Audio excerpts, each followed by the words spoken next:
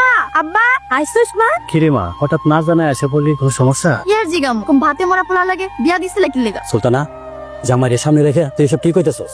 বিয়ার আগে তো বড় মুখ নিয়ে কইছিলা বড় একটা চাকরি করো, আগে জানলে তো তোমার সাথে বিয়েই দিতাম না। আপনাদের মতো পুরুষদের মারাই উচিত। চাইলে মারতেই পার, আমার কোনো অভিযোগ নেই। জামাই, ঘরে চলা। হ্যাঁ, ঘরে যাবো কেন? আমি সবকিছু ছাইরা একেবারে চলে আইছি। একেবারে চলে এসেছিস মানে? হ, আমি উনারে ডিভোর্স দিছি। তুই এসব কি কইতেছস? সুলতান আর কোনো দোষ নাই, আমার মতো অসহায় জামাইয়ের সেইটাই শাস্তি। খুব ভালো শাস্তাছো তাই না?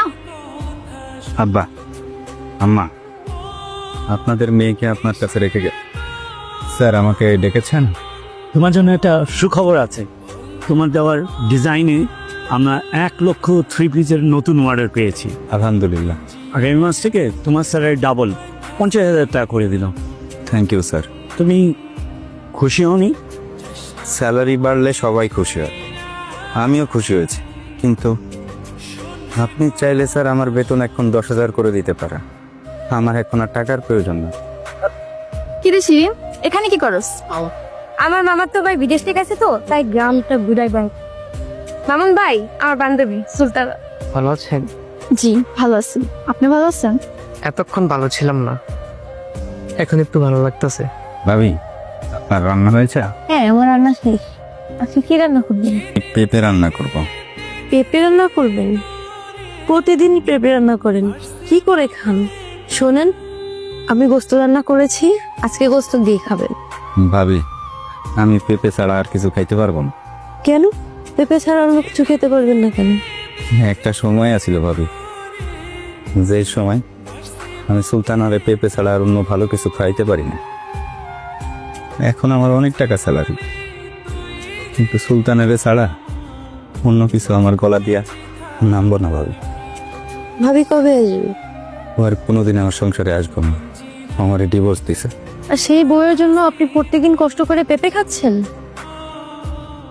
নিজেরে অনেক বড় অপরাধী মনে হয় ভাবি। আঙ্কেল, আপনারা রাজি থাকলে আমি সুলতানের খুব তাড়াতাড়ি বিয়ে করতে চাই। আলহামদুলিল্লাহ, আমারও কোনো সমস্যা নাই। সুলতানা, তোর কি মত?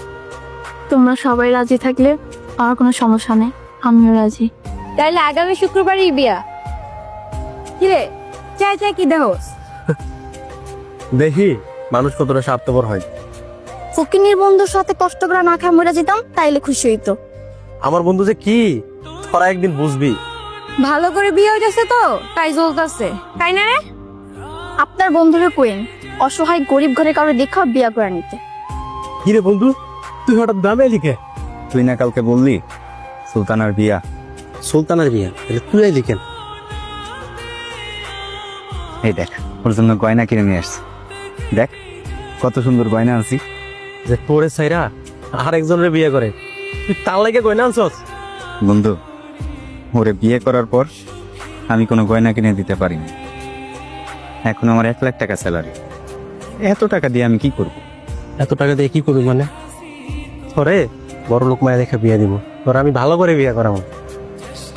আমি আর বিয়ে করতে পারবো না, গয়নাটা দিয়েই চলে যাও। খবরদার, তুই এই গয়না সুলতান আর দিতে পারবি না। তুই এখনই গ্রাম ফেরা ঢাকায় চলে যা। যা প্লিজ বন্ধু, আজকের দিনটা থাকি, ওর বিয়েটা দিয়ে গেবে। ও ছাড়া তো আমার আর কেউ নাই।